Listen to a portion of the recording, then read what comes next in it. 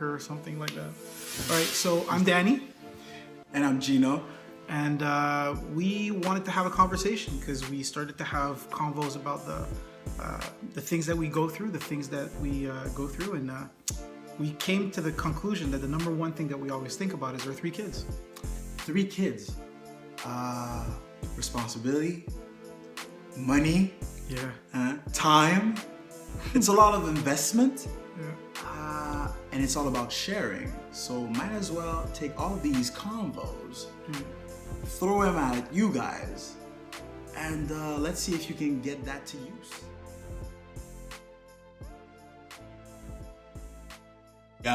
Yo, so I'm really interested to hear what you have to say about this because I think this is an interesting subject, and I have my thoughts. I want to hear yours. So, explicit music and kids.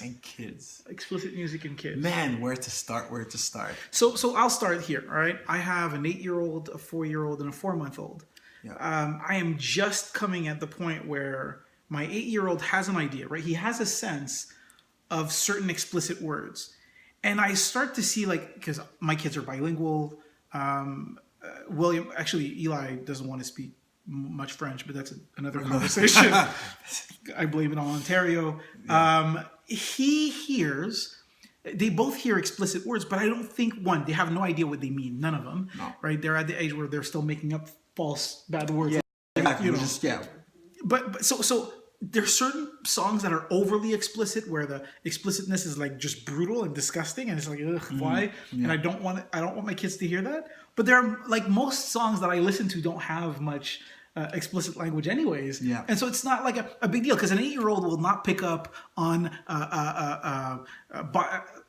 body shaped like a Coke glass or whatever. Like, he's not going to pick up on that just because it means nothing to him. But what's your take on this? Okay, so on my side, I have, of course, 3 kids. My daughter is 13. Yeah. My son Elijah is 13. Quick. Yeah. Quick. Yeah. You have to understand, for me, when people like talk to me and they're like, hey, so how was it before? I don't remember life without the kids. Yeah. Specifically, I don't remember my life without my daughter. Yeah. My life starts at Rebecca. Yeah. I've caught myself talking to her, like, remember that New Edition song? The New Edition song, right? And like, the video was so dope. And then she would be like, you do know I was not born that, right? I'm like, no, it was yeah. Okay. Yeah, right. Really, for me, it starts there. I don't remember much of before. It's just, I guess it's just how it is, right? I see. My daughter, Rebecca, she's 13. My son, Elijah, is 11. And my youngest, Jamal Jacob, he is 9. Okay. So they're quite aware of swear words, bad words, etc., etc. I'm in a particular situation, I would say. It goes as follows. Hold on, is it because of music? Is it because of the music you make? The music, okay, there's the music that surrounds us. Yeah. There's the music that we listen to, and there's the music that I make. Mm-hmm. So I put that in 3 different categories. Okay. Above all that, we have to add the fact that I'm Christian. Yeah. So, I've always kept, for the longest time, a tight control over media and what's going on. Whoa. Okay? I've always been like, hey, this, that, the third, I don't want. This is okay. Yeah. Whatnot. With time, I've started to let loose a little bit. Yeah. And because I have no qualms in being super real with you guys, because what's the point of doing what we're doing if we're not going to be real, right? Yeah, for sure. So I had a lapse, a time where around my split, where my faith was going was a bit more shaky, frustration, whatnot. And at some point, you just get to the you know what, F it, I don't care, right?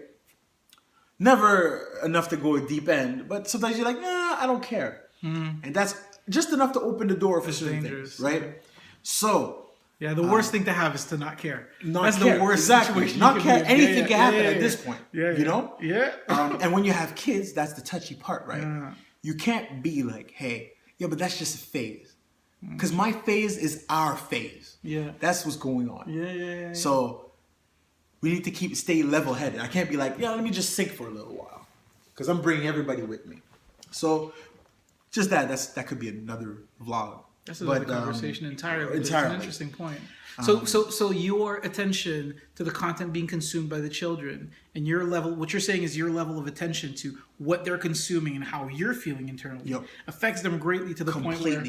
It's directly connected. And what's crazy is the music that we listen to, like, I don't know about you guys. Personally, myself, like I wake up in the morning, the first thing that I do, so much so that the kids know my routine. First thing that I do in the morning, I put on some music. Like, Alexa, play this playlist. Like every morning, I have like my wake up routine when I'm giving breakfast to the boys and whatever else. So much so, like I said, my mood is entirely related. Like my life has a soundtrack, basically. That's right. My I was life about to say that. has Exactly. a soundtrack. It has a soundtrack. So what you let enter into your life's soundtrack will greatly affect everybody around you. Completely. That's crazy. I never considered that. And a lot of people. Okay, so and you remember this, right? So I spent. That's to show you that I have experience in that specific subject. Yeah. I spent 10 years not listening to anything but Christian or Christian-based music. Yeah. Right? I did it. Okay? So I know it does make a difference. I'm not trying to push my religion on people. I'm just giving you an example. Of positivity, right? Of positivity and where you want to go. Well, I don't think it has anything to do. I don't think it has anything to do with a religious background. The reality is you listen to positivity, people that are uplifting and encouraging, whether it's religious or just like it's positive energy that you're entering into your life. Like, exactly. You So are what you eat. You are you. what you listen to. It's absolutely yeah. And I 100%. can't remember one of my mentors, Emmanuel Mono. He used to tell me that what you listen to affects how you see things. Yeah.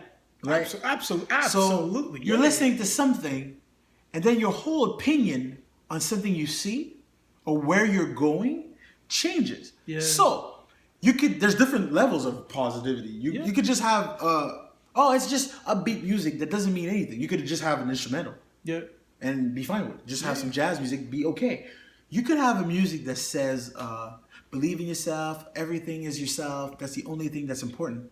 And yeah, it's upbeat and positive, and yet there's a message that still infiltrates, right? There's a different subcurrent. And so back to what we're saying, I know how the kids are going to be affected because by my experience and how music is used, it will affect people. So I've always been, like I said before, super tight fit. Yeah. I started to let loose on my how could I say my decision of just listening to Christian music for two reasons. First of all, as a music producer, I need to know what's going on. Yeah. So I need to be able to listen to other types of music or what's going down in the industry. Yeah. Not to copy, but I still need to know what's going on, right? And when I sell music, for example, I'm not a huge fan of trap. Yeah. I could say actually I was zero fan of trap, and with time I've learned to like some of it. I got accustomed to it, and I could make it. I always was able to make it. I just didn't want to do it. Right? Yeah. And I said I can't be that guy who's just like, ooh, you do music of these youngsters. I'm not gonna go there. Look, their music is their music. It just happens they want to buy it from me, so I must sell it. That's not a problem. You brought up something, and I know this is not like the baseline subject that we wanted to cover, but get in, forgive me.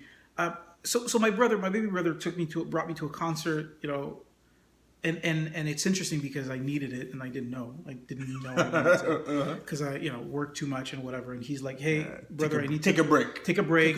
He bought me tickets to the concert, and my baby brother he's not a baby anymore. He's taller than me. but I still view him as my baby brother. And he took me to listen to Gregory Porter. Listening to him gave me such a breath of fresh air. And it wasn't... Gregory Porter has a great voice, but it's not amazing. His musicians are great, but they're not amazing. You know what I mean? Like, everybody was good. And the music was good. What was different is that it felt timeless, right? And so like, because you brought that up, right? The music of the time, staying with the time. I think that there's two currents. There's always going to be two currents. There's always going to be like classic music, and when I say classic, I don't actually mean like Mozart or whatever. I mean classical music. And then there's like a subculture, if you will, of what's coming and what's like underground, hip, sort of thing, if you want. And I think that there's value in both, right? I think that there's value in the hip stuff, but when you listen to a Kendrick Lamar, to name one, the reason why I like him is because I find he sounds classical when it comes to the hip hop movement. Yeah, I think he has a classic sound, yet he brings a little bit of the new era, new age, whatever, and he does so in a way that's somewhat respectful. And I put the emphasis on somewhat respectful. It's like he's dancing on that line of in your face, and it's aggressive, but not. I wouldn't say overly explicit. Yeah. Right. And so. Going back to our subject, the Gregory Porters and the Kendrick Lamars, if I can put them in opposite views, you have the popular new guy and you have the not as popular, still popular. Gregory Porter is a very popular artist, but like a little bit more old school. I think that there's like a value, there's a nice value in having something that's current. And my children know both, right? They know new music, but I absolutely want to make sure that they recognize the Erykah Badu's, the Gregory Porter, they recognize the Nat King Cole's, they recognize the, right? Because I think it's part of education and culture, and I don't want them to ever be like, what's that? You know what I mean? Like, which, by the way, that's a big deal. Is something that happens to me on a regular basis. Now, like you said, it is part of the education that I give my children. Yeah, they need to know, understand. Jamal and Elijah, Rebecca less. She's not as of a big of a hip hop head. Yeah, but they can sing Triumph of Wu-Tang Clan. No way. I should post this because I have a video of Jamal just rapping the Inspector Deck verse. Okay? New life goal. It's super important. My kids, Jamal will put one of his favorite tracks right now. Yeah. Okay. Is Liquid Swords of Jizza. Why not? Just because. Yeah. Understand, I've seen him doing his homework, just listening to Cash Rules Everything Around Me, Cream Get. And it's important that I mention that because it ties into what we're discussing, right? Because remember I said tight control on music. Yeah. Where do I draw a line? Yeah. Is for exactly that, education purposes. It's important for them to know. Where it comes from. Exactly. Where it comes from and what it means. And this also breeds conversations. For example, we're talking about... You went Shaolin with the shit. Straight up. 36 chambers of them. Look at this. Look at it this way, okay? And someone will say that you're a hypocrite, or they say you don't make sense. Okay? Yeah. Here's what's happening. I don't let my kids listen to just any type of new age rap. Yeah. New school rap. I don't let them listen to every trap song or every trap artist. I don't let them listen to Cardi B. They do hear it. I don't let them enjoy it. Yeah, it'll happen. Okay, I'll poison them. If they rap Cardi B lyrics, I'll make sure they hate it because I'm gonna make fun of it until they go, yeah, that's corny. I will. Okay, I don't let them immerse themselves into 21 Savage. Yeah. Right? But I let them listen to Wu-Tang. Why? My kids are quite aware that whatever they're talking about, let's say lean, Xanax, stuff like that, they're aware that it's bad.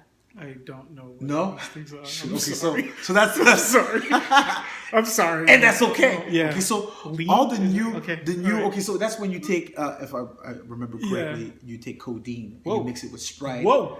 Or with they take like you take your cough syrup and you mix it with Sprite or with that they call that dirty Sprite. So you literally oh drink my God, that I've heard drugs. That before. Yeah, dirty Sprite, lean. You're doing lean stuff like that, or taking just Percocets and all this stuff. Everything that's mentioned in Mask Off. Okay, so this is what they're talking about in their music. Huh? The kids know that I'm not down with it. It's bad. I don't want you to be into that. Yeah, etc. And then I let them listen to like some Wu-Tang. And then Jamal is like, He's like, okay, dad loves that music. He prefers that music. He likes the boom bap. The advantage that Jamal has, he's a break dancer. So of course, the boom bap, he's gonna have a certain attachment to that to go in. And he's listening to the music, and then there's a click. When I realize he's rapping him, he's listening to it, and then he's like, oh, but what do they mean when they're saying this? Yeah. Right? Because my kids had the false thinking, false thought that, oh yeah, but back in the days, the rappers, they didn't say as much trash. They weren't taking as much drugs. The drugs are coming now. And I said, no, hey. When Method Man is saying this, that, and the third, like where he's talking about Tikal, he's that's drugs. You know? They were drinking, so then I can have that convo with the kids. Okay, so why are they doing this, that, and then I get into it. I talk about the culture. I talk about the upbringing. I talk about, and then I explain to the kids what they were doing back in the days and now is not much different. We just changed what they were getting drugged on, or we just changed how we were talking bad about women. The current is still there. There's a difference. So I let the kids listen to the music, but I want them to be active. Now this is how I'm dealing with it now. Yeah. Before it was just exclusion. And I think it's important to be excluded for a certain amount of time. Okay. You know when in French they say couver. The chicken is over the eggs and they lay. Okay. So you cover them. They are protected. And then at some point they get out of the shell and then they're introduced to the new world. So that gestation part, that time is needed for the kids. So my kids, they've had that time. And I think that's why they're able to grow quicker in certain aspects of their lives compared to others, where the kids, they don't listen. Their parents, my kids, okay, they don't love all the music that I do or that I listen to, but they appreciate. Yeah, because they know what work goes into it. You know what they say? They say that the strongest people are the ones that have the most self-confidence, right? The one that have the most self-identity. And the reality is there is no better way than to force them to analyze what is the world around them and get a real appreciation for what's around them. So that way they get a good knowledge. This is really good. This is actually really good. It's actually really. It's just easy, right? Not that I'm surprised that you would come up with a good strategy. I'm not at all surprised, but this is good. This is actually and it's all about how we apply it, right? So that's why I didn't. There was no grand master plan. It's not like I said, okay, I'm gonna have a child. Here's the chosen one. You know? You didn't design the 36 chambers. You kind of built it as I did not. Exactly. It just so happened, we're like, that door you weren't supposed to. Well, I guess I'm going to explain now. Yeah. Right? And then, Rebecca, she's the prototype. She broke the mold. And then, it spreads to the other ones. So the kids are different. And I think that's something that's going to come up in a lot of our conversations. Yeah. We have 3 kids. Yeah, all three different personalities, and you cannot treat them the same. I know it's fun. It's kumbaya and Disneyland and saying, but I treat them the same. I think of them the same. I love them the same. They're different, and it will happen. And I don't care. I don't know if we had plans of talking about this. Yeah. But by the way, we do have favorites. I don't care what people say. They say they don't. I'm not saying it's a good thing. I'm saying because we're human. Yeah. We automatically, we say, oh, you're my best friend. Yeah. Oh, but I also have that best friend. Yeah. There's a reason. It's because we have different interests, levels, and for this thing and this world, this is my best friend. And maybe there's one that's, if you want to start putting hierarchies of your friends. Geez. I mean, it's okay if you have one. I think you shouldn't share it. That breeds contempt. There's going to be regret. Pain, sadness. Let's not go into that. So back to the kids, they're different. No, but there's a lot of wisdom in what you just said right now. The reality is there's a lot of wisdom in what you just said right now, because the reality is as I look at my children, there's an effect of the others observing how I'm dealing with my eldest, right? Which means they learn from this and they're like, I ain't doing that. Yeah, exactly. The consequences were too grave. I am not doing that. And then they learn from each other, and so it's interesting. Plus, they also have personalities. I mean, I am model 1 of 5, by the way. So I mean, I absolutely know that every kid is different. I just I never thought about it this way. You want to apply the same recipe because IT efficiency, right? Yeah, that's right. We're IT guys. We're You want a geeks. template, Yeah, and you yeah. want to follow that Yeah. template to make Rinse things and repeat. efficient. Rinse We're and never going to repeat. fight about that. That's Yeah. for sure. That's what straight point. But then you apply certain tweaks, customization, to stay in the computer analogy. Yeah, yeah. For certain type of devices. Yeah. In this situation and analogy, the devices are the kids. So you you have to have learn their way. So you have a girl and 2 boys. I have 3 boys. Yeah. And the amount of I have to. So for example, Friday routine at the house when I come, I travel a lot for work. Yeah.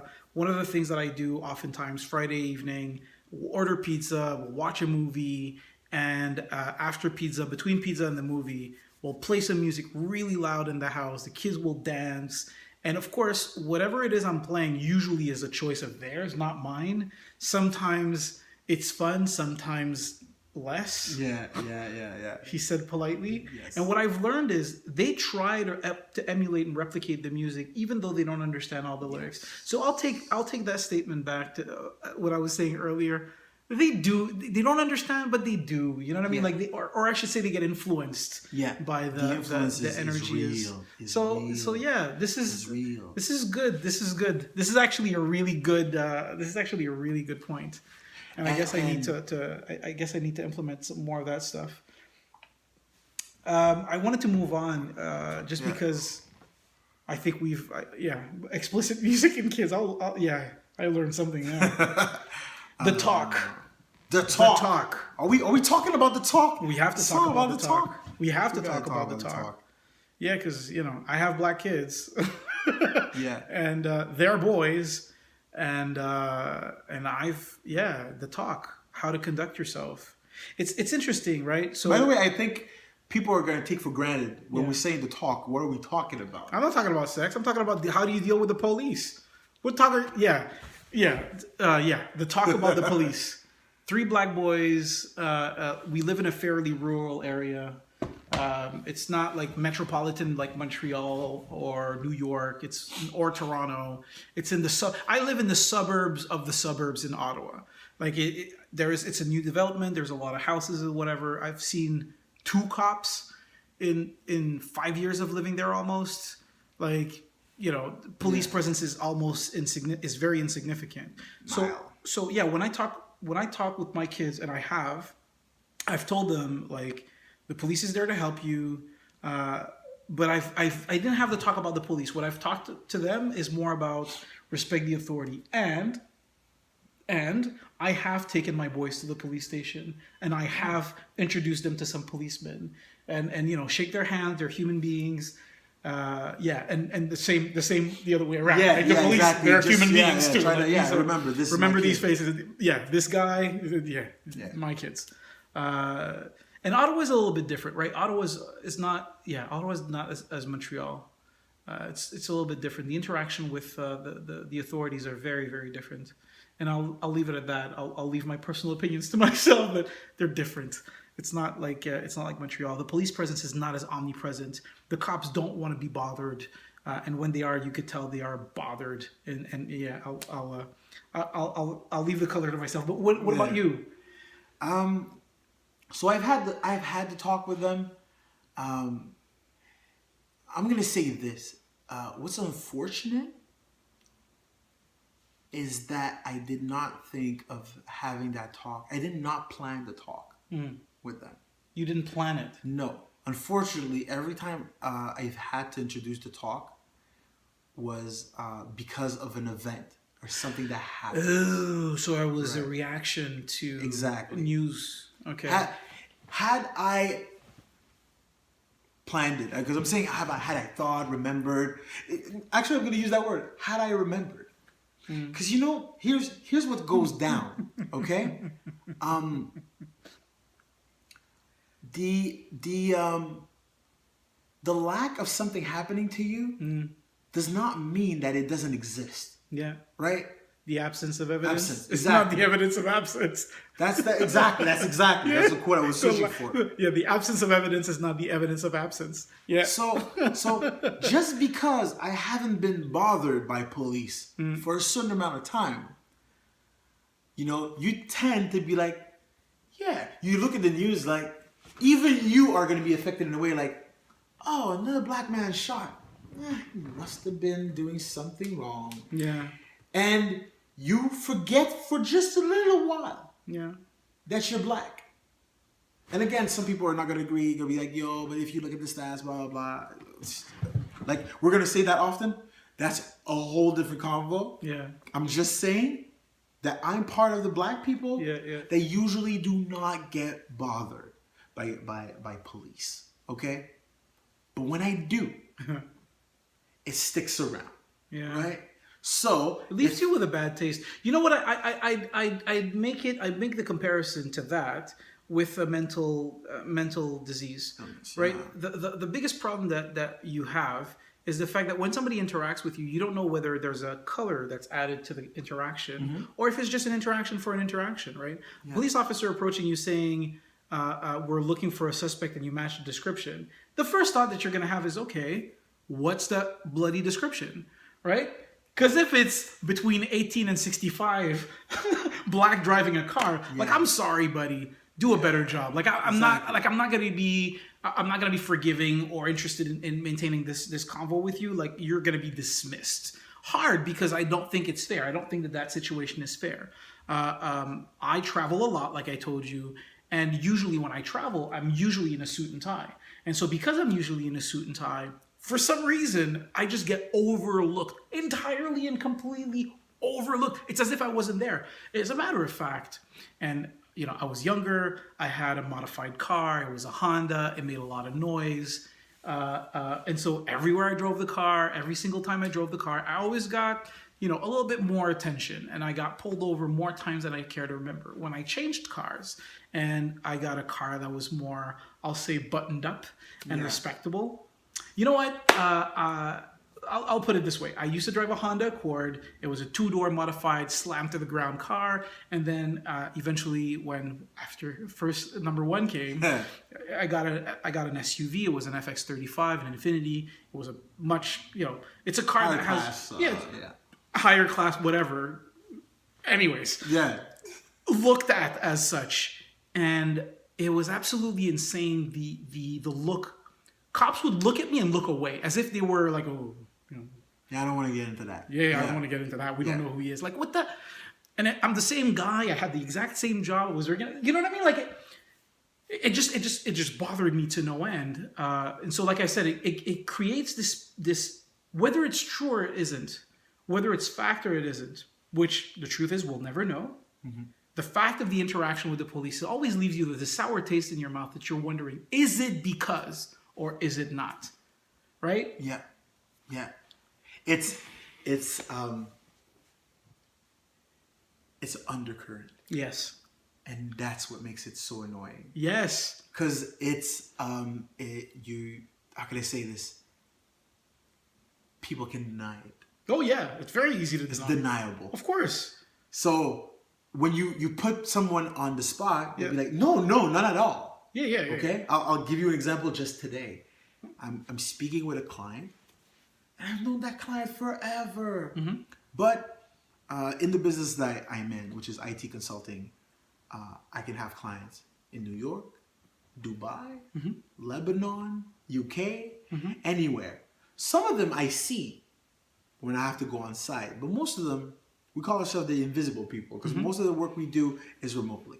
So I've known this client for 5 years, but she's never really seen me. Now we use Skype for business to connect, and it just so happens when I connect, the little picture that I use, I don't use my picture, but I made myself a manga / avatar, and it's a black dude with glasses. I usually have a hat, so it's like a hat on and a beard.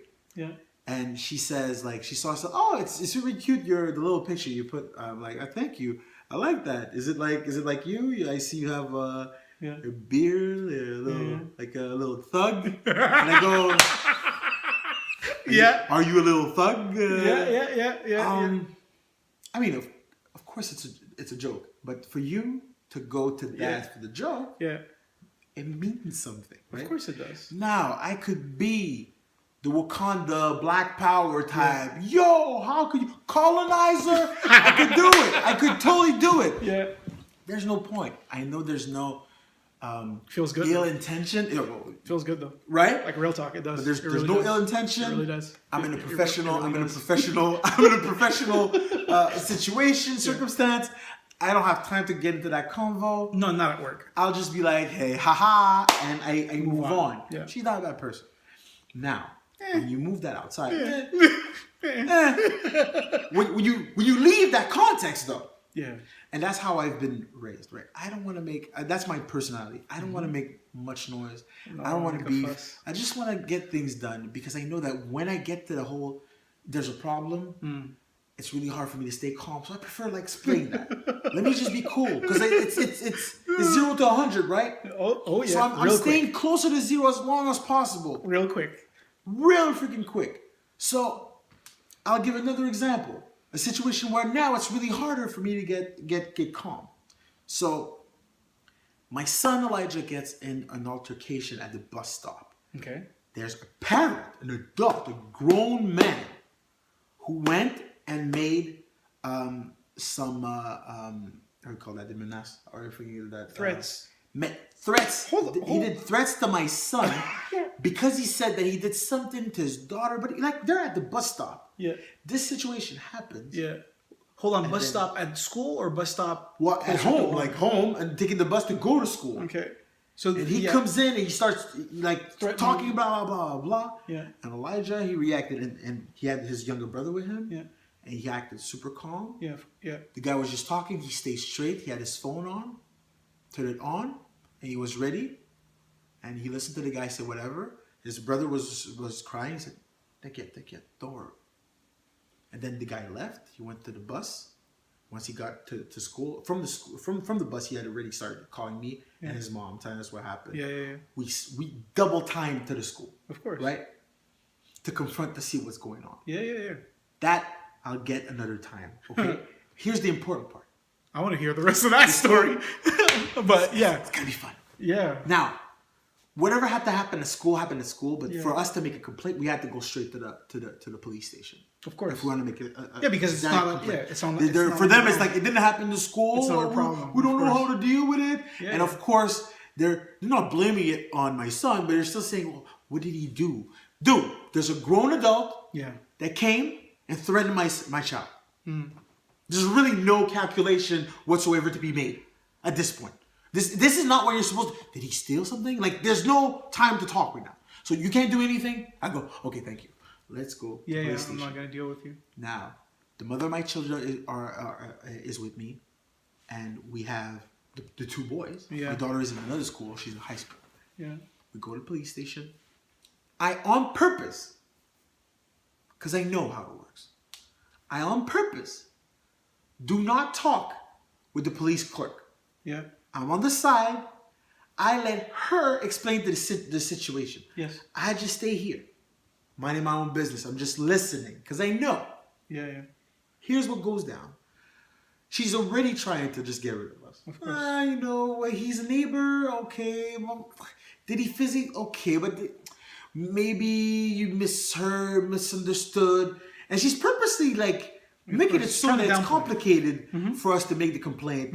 Well, you could make a complaint, but you know, by the time that you like, it really seems like she's saying just go resolve it yourself. And she's like, okay, well, before anything, because we can't really send a policeman, you know, what you should do, which I find is a complete, like, it's ridiculous that they told us to do this. They said, well, what you should do is maybe you should go have a talk with him. Of course. Go see him and Of go course. talk with him and see what's going on. An adult attacked a child. You want me to deal with that adult that obviously has a volatile personality. And That's a very wait, intelligent there's more. Of course there is. And she says, well, you should totally go and talk to him. Well, maybe not with Mister. Meaning, not with me. Oh yeah. So a woman. So And then the woman should go by herself. deal with Maybe not the dude. Yeah.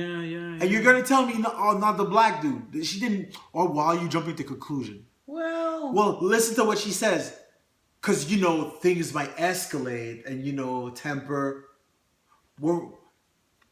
By the way, I'm super super calm. So this is I'm the in the moment- police station, so obviously I'm calm. So this I'm is not the being. moment- I'm not playing the black. What's going on? I purposely stayed Yeah. 3 steps away from the clerk. I am calm, collected, more calm and collected Then than their mother. She's going hysterical on the chick. Blah blah blah. How come this? How come that? Yeah. I'm like, calm down. There's no reason. Let's just explain explain the situation calmly. And when she goes like this, she says that, I go, I just laugh. And then that's when I go, all right, so we have to take care of this ourselves? No problem. I already know how it's going to work. Get ready. We leave. We do as they say. We go, dude. We go because we know where the guy lives. Yeah. Knock on the door. I let her knock on the door. I stay on the side. Yeah, of course. Okay? Calmly. Of course. She goes and she says, hey, are you going to open the door? And the guy opens the door. Quiet. You know. Yeah. What time is it at this point? Let's just contextualize. Okay, what so time after is it at this conversation moving around, the kids are not done with school yet, so it's like 2 p.m. So 2 p.m., the guy, you knocked at his door and he's home. He's home, yeah. No judgment. But he's home. 2 p.m. 2 p.m. He's home. No shirt. He just opens the door. Of course. Wow. And she's like, okay, no, I want to know what's going on. Because you threatened my son. Yeah. And he starts to of course, puff up his chest. But then he sees me. He just goes like this. Wait a moment. Closes the door. Yeah. Goes to put on the shirt? No. That's what she thought. I already knew what was happening. He's calling the cops. Of course he is. I knew it. I stayed there and I said, just wait. The cops is coming. We waited outside. 10 minutes flat. Yeah, of course. Popo's there going, of course. Hey, hi, how you doing? Yeah.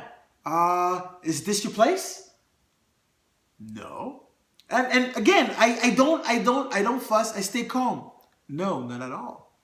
Okay, can I know what you're doing here? Well, let's go down in the details. So I get 3 steps a little bit closer. I said, here's the case. We just came from the police station. We were asked to go and speak to this man. Here's that, the third. So you know what? Maybe you should go and have a talk with him. I'll wait. Now that the guy sees that, oh, there's something going on. Oh. Yeah. So they go, they talk to him, and then one of the officers come and says, okay, you guys go home. We're going to finish talking with him, and then we're going to go to school, go collect some information. So here's the solution. Not the solution, but here's basically what had to be done before something was done. Yeah. The white man. I had to go, exactly. I had to go and see the attacker. Yeah. Right? And the attacker had to make a complaint. Yeah. He had to call the police because he felt threatened. Yeah. By whom? Yeah. Nothing. You know? Yeah. The mom or the dad? Now tell me it's not a question of color. Please, I'll wait. I'll wait. Right? Yeah. It's the black man with the long beard. Don't worry, I'll wait. I'm used to it now. That's interesting. You know, close the parentheses. So now here's an interesting. I think what I want to know is what did you tell the children? Because they've been observing all of this. Because we're getting into that. Right? Yeah. It's true. I actually forgot. So no, they were observing. Because see, here's the thing, right? As a dad, you want to make sure that your kids stay safe, but you also want to be a good citizen, and you also want to make sure that your kids know to respect the authorities and so on, right? So how do you contextually tell children, hey, these are the good guys, except when they're not good guys, and don't treat you and help you when you ask them for help. Mm-hmm. But you have to respect them mostly because they have guns, and they will shoot you if they feel like it, and they will get away with it. By the way, it's been proven; it's a fact. Yeah. So how do you contextualize this to now 2 very impressionable, frustrated, scared, I'm assuming at this point, because there's a lot of stuff that's been happening. There's trauma involved with this, for sure. There's trauma with this. There's serious trauma. Where you went to the cops, asked for help. They said no. Yeah. Go He deal said, with go it deal with yourself.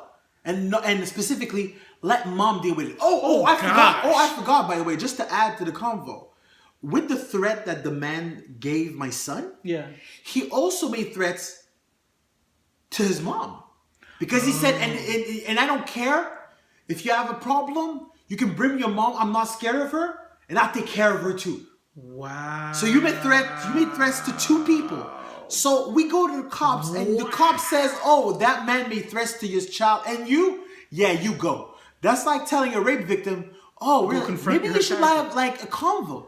Maybe it's a misunderstanding. You know, maybe he thought it was, it was consensual, and it wasn't. That's just miscommunication here. Yeah, you go, and then we'll see if there's a reason for us to get involved. See how backwards that is? Well, So so I feel. Okay? Yeah. So how do you do it? Well, you are extremely transparent Yeah. with all these elements. Yeah. That's why I don't tell my kids, hey, just listen to grown-ups. Yeah. Because not all grown-ups, Makes sense. yeah, some grown-ups are are equal or good, or No, some grown-ups are crazy. You need to listen. Yeah. There's an authority, Yeah. of course, but you have rights. Jeez. And we have So to now how go early? deep into that. So how early can you begin to have these types of conversations? It's gonna suck for me to say this, Yeah. but that's why I know. As early as possible. Wow. You need to be you need to add these nuances Yeah. as soon as possible. Yeah. So, and by the way, this does not change the fact that my son wants to be a cop. No. My son has always wanted to be a cop. No. So it's not as if he's like, he's always been like, fuck the police. No, my son always wanted to be a cop. Oh my God. Always. So for him, you have to understand, it's a twofold problem. Wow. It's first and foremost, hey, this thing that I always wanted to have, and now it's tainted. Yeah. Right? It's a scarlet letter on a right, dream right job. there. Jeez. Right? But it also adds but if I don't go, who's gonna go and do it? Yeah. Because the job itself, it will not disappear. Yeah. Somebody has to do it. Yeah. So if I want to change, I need to change the inside. Mm. So he still wants to get involved. He still wants to be a good cop. He wants to be in public service. But the important thing is, like any other profession, there's good ones, and there's bad ones. And you need to be aware of both.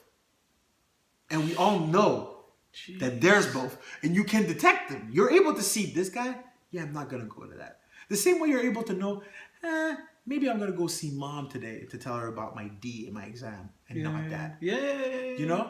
But maybe I broke a chandelier or a vase. And I'm going to go see dad because I know mom's going to flip out. You just know who to speak to. And it's the same thing for cops.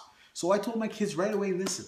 Wow. Here's how things are. Us. Wow, you're good with this whole nuance. But it's because adding color to everything. We've been how can I say, conditioned. Yeah. And then we feel betrayed. Yeah. And the reason we're betrayed is because we didn't know there was a nuance.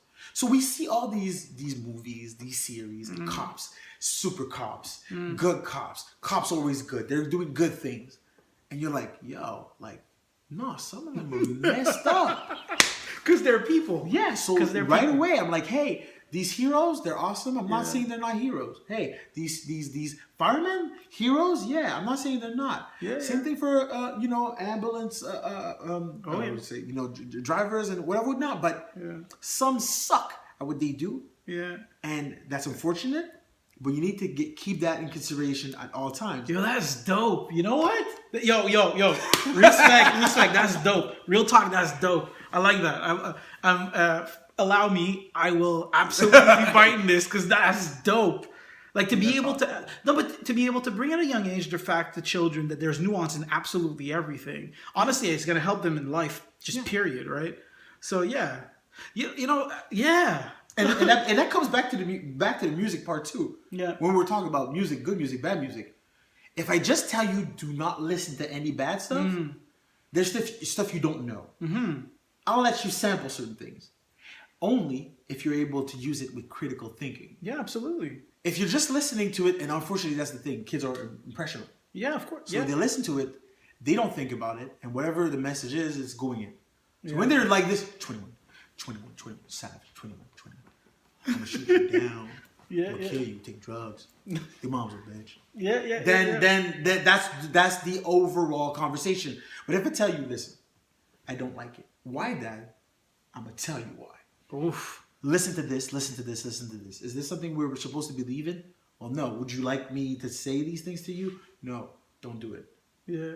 But at the same time, I'm not gonna tell him never say any curse words. Because that's not true. And you would not expect this from a Christian, right? Yeah. I'm not saying go and just let your mouth run. Yeah. What I'm saying though is there's power to words, but the intention behind it is what gives it power. Mm-hmm. So I've tested that. I told my kids, okay, milligram. And you're like, milligram? What's milligram? Yeah, I don't know. yeah. From now on, every time there's a problem or there's something and I want to curse, I'm going to use milligram. Milligram. Yeah. I even tried at some point. I told my kid she was texting me stuff and I couldn't understand what she was saying, so I answered her something like "Schminigen mukmuk," and she said, "What?" I said, "Exactly." I don't understand you, right? I don't understand you. That's I don't understand you. So it's just words. If I say something, even if I don't understand, I think it's something that you said. Actually, you said. When you were talking about music and levels and the currents. And okay, so even if your kids don't understand the curse words, they can feel the power behind it. Oh, yeah. So for sure, if I say something in another language, no matter what, my face, the sound, it says, you know that, oh, this was not a good word. Yeah. Right? So that's the thing. There's no love behind this. There's no love. Zero. Exactly. No love. So that's why I do get my kids, I'm like, hey, stop saying this. Yeah. Because you shouldn't be saying it just like that as if there's no power. Yeah. Be careful what you say. Oh, yeah.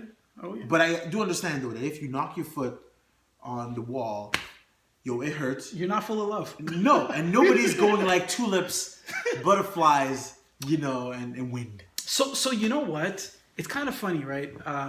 I started dating Dom, like, when her baby sister was, like, 7.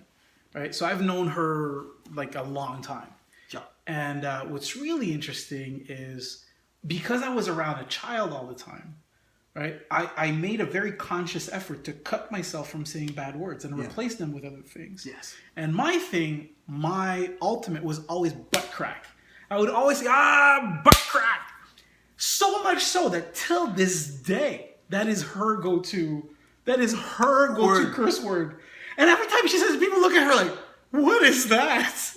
But it's like, so there is absolute power behind words, and there's absolutely intention, and it comes out with just as much. And there's absolutely no love behind it. Just it's a technicality. You know what I mean? Like you're it's semantics. It's totally semantics. That's why. So I'm not cool with kids saying whatever.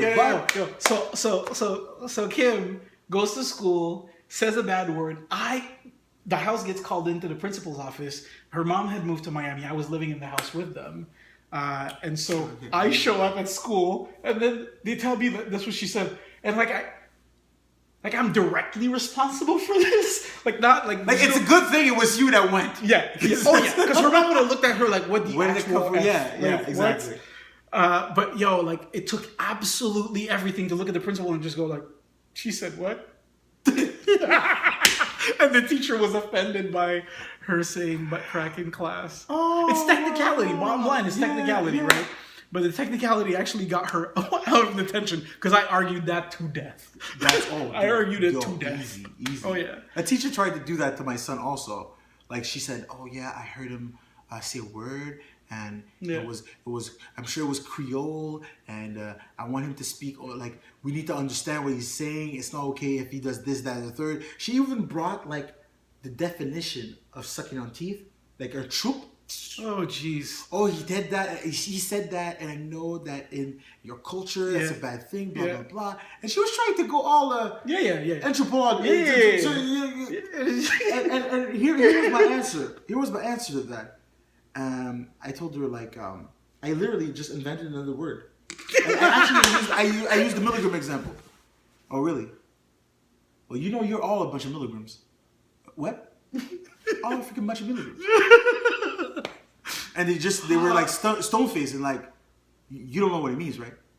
No, nothing.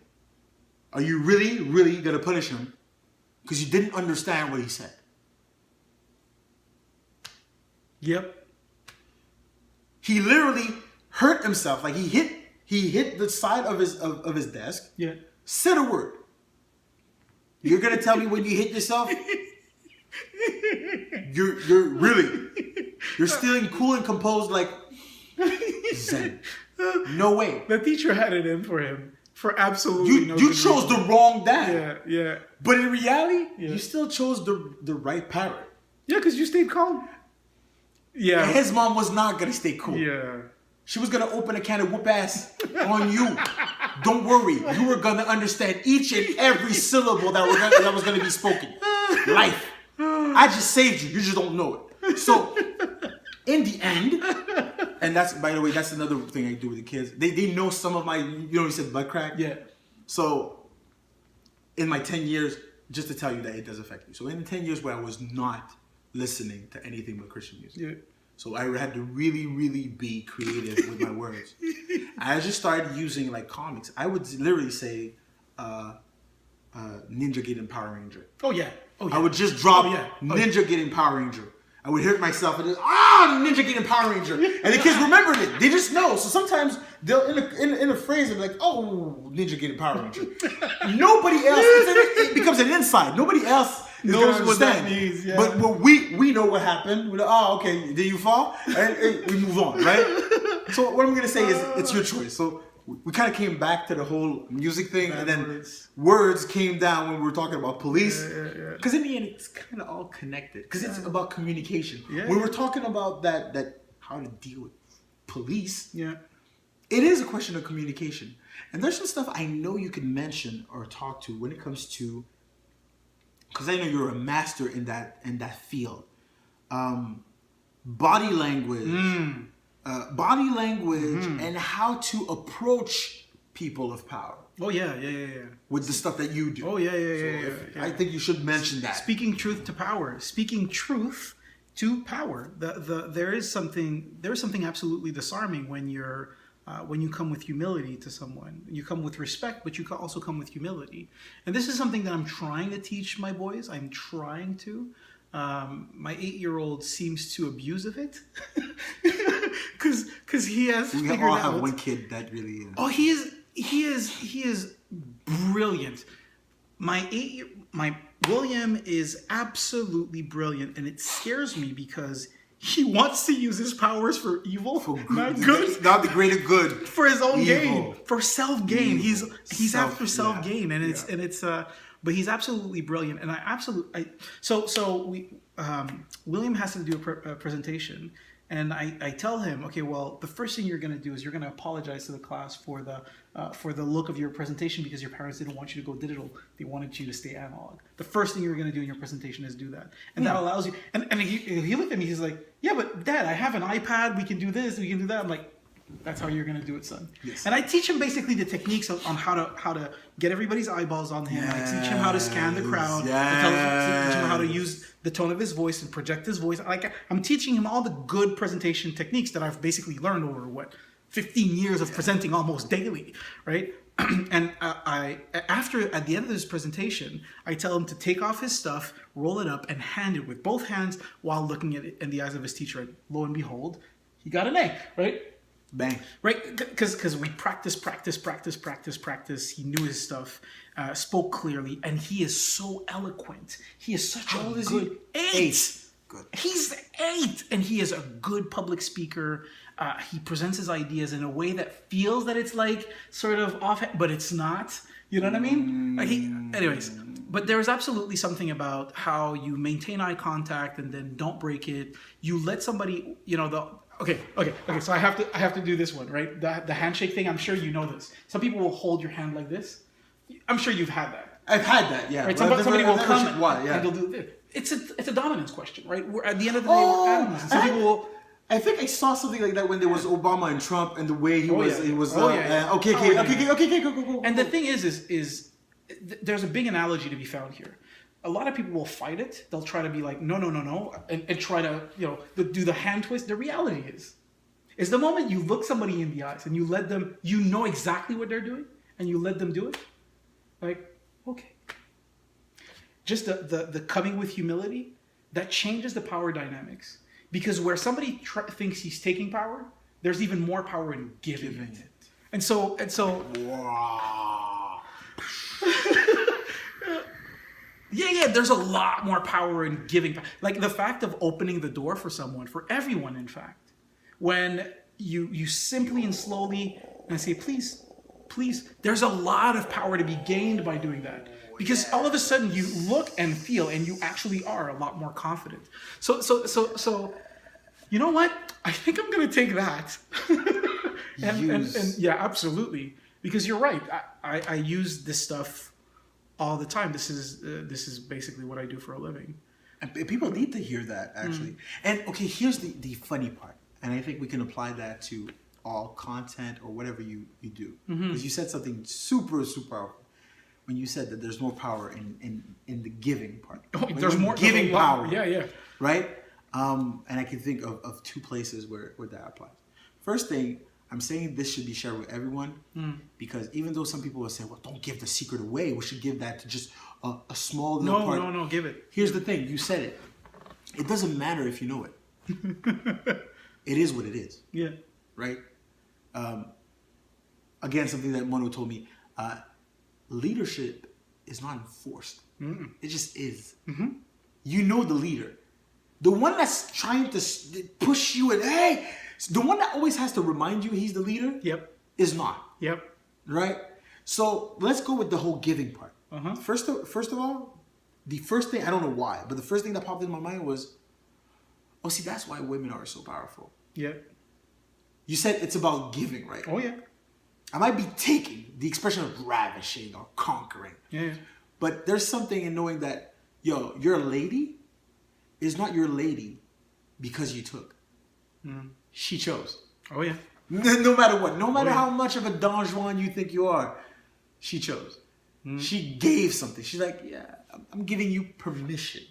Right? Which is effectively what it is, isn't it? That's what it is. That's exactly what it is, isn't it? It's yeah. She gave something. you It's a gift. It's something I'm like, okay, I'm giving you this. Yeah. So now you can walk with me now.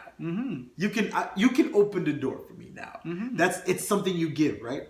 So giving, whether it's tips, whether it's money, you're giving something. There's a power. Absolutely. And there's a hold also. Oh yeah. There's a hold inside of that situation. So now, guys, you know it. Now you have to figure out how you use it, and William just knows how to do it for himself. And the worst part is you can't be mad at him. No. Because for real, yeah. I'm not giving. Hey, I'm saying that. I'm saying as, hey, I'm all about being nice to people, giving, and hey, it's awesome. But it doesn't mean that you have to be hungry. No. So if he has a way of using his God-given talents or the knowledge he's been able to, take from other people or in the situation that you gave him. Yeah, absolutely. And he's putting it into practice. Yeah. Dude, William is my Elijah. Elijah is the one that's like, hey, he's super quick. And if it wasn't because he's so impulsive, he'd be ruling the world already. Yeah, but you know what? The impulsiveness, by the way, gives you more rights. I don't know if you knew this. Think about it this way. If you say something and whatever my first reaction is, you can be mad about, but you won't. Even if it's insulting, even if you're mad about it. My first reaction, if somebody says something that's offhanded and I respond, the first respond that come out of my mouth, and I'll give you an example.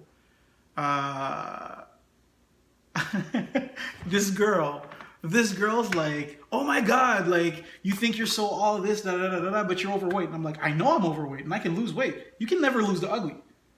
Like it was so sharp and cutting. Everybody was like, oh, but the reality is no one can be mad at it because it's not like I stopped and plotted and thought about it methodically. Yeah, it's just the first thing that came out of my mouth. It's not something that you came the next day and say, no. Way. You know? Now it's premeditated. Exactly. And so premeditated. In these types of scenarios, people will laugh at that type of a comment. The truth is there's a little bit of truth behind it, which is the reason why everybody had that reaction. Yeah. It's a fact. Yes, I'm a bit not a bit. I'm overweight. Come on, I could lose 100 pounds. And, obviously somebody else also thought she wasn't that hot. You know what I mean? So, it's a thing. The first comment you make, so long as it's spontaneous, there's power and value in spontaneity. If you say something spontaneously, most people will not stay mad at it. They can be mad. Obviously, it's a spiteful comment. You said some words, but you can't stay mad at it. Why? It's the first thing off the cuff. And there's proof that you're right. Yeah. Because of all the kids, he's the most endearing. People always remember Elijah. He's a lovable kid, blah, blah. They forgot the 15 other things he did that was totally inappropriate. Yeah. Right? Because they're like, yeah, but it's Elijah. He's that. So, yeah. Everybody has impulse. Every human being on earth has impulse. As a matter of fact, and this is something that my brother Steve told me, what you're doing as a parent really is you're carving an impulse out of children. That's effectively what you're doing, right? They're very impulsive people. Their first thought is what you're trying to tame. Not stop, just tame, right? When you feel like running, getting up and run, basically, just don't do it right now. You know what I mean? Like, wait 5 minutes, go outside, whatever. We're putting dampeners around. Yeah, we're just basically just putting a lot of like bubble wrap and dampeners all over, such that, their first impulsive reactions are, when in fact, and this is sort of where I'm trying to put my energy towards, is instead of saying tame your impulses, I'm trying to say focus your impulses. Right? That's if I can. Yeah, focus your impulses at certain activities, certain things that you really want to succeed at. Focus your energy at one thing, and so you'll have more power at doing that. So, anyways, we've been going for longer than I originally anticipated. 1 hour, bang. Yeah, on point. It's a good thing. That means we'll have a lot more to say for a long time. Yeah. So if you guys enjoyed this, if you think this was good content, if you think that there was any value in there, please share this with other people and comment, right? Tell us what you didn't like, what you liked. And if there is stuff that you think that we should be talking about, other subjects, also tweet at us. By the way, I want to say that this show is entirely and completely sponsored by me, Gino, aka Disciple Deca. That's what I do on the side. I do music. I'm a recording artist. I produce artists. I also teach poetry, rap, and writing in general to youth in need. And yeah, that's so just to youth, or can you teach to anyone else? Anyone else, but I like niche. Yeah. And my goal is to go touch the younger generation, because then I know it's going to spread. And my goal is to get these people out, and just so I could little, brackets. The organization I work for is the 2159, 2159, which is a youth center that takes care of youth that were part of youth the youth services, kids that don't have any parents, kids that their parents were not able to keep them, and also young women that were part of the sexual exploitation business. So we're getting them out of it, and that's why it's a good when you're talking about focus. Yeah. Well, it's a good thing to be able to write. Yeah. And learn to communicate, express themselves, and we know that with all the stuff you just said now, there is success in being able to communicate properly, and that's even what we're doing right now. Yeah. So you know what? Now that I'm thinking about it, maybe I want to come and give a talk at your spot. That'd be cool. Dope. That'd be it's a great idea. That'd be cool. That'd be awesome to have you. Yeah, I think it's a good ministry. Yeah. That's a good ministry. So calm down. Yeah. We'll put some links for those that want. Like, share, yeah. push, Yeah, of course. And tell us what you want to hear about next. That's the most important thing, I believe, that we get feedback from you guys. If you think this is valuable, of course. If you don't, then you've probably already stopped listening. And if you're still listening right now, thank you very much. Have a blessed week.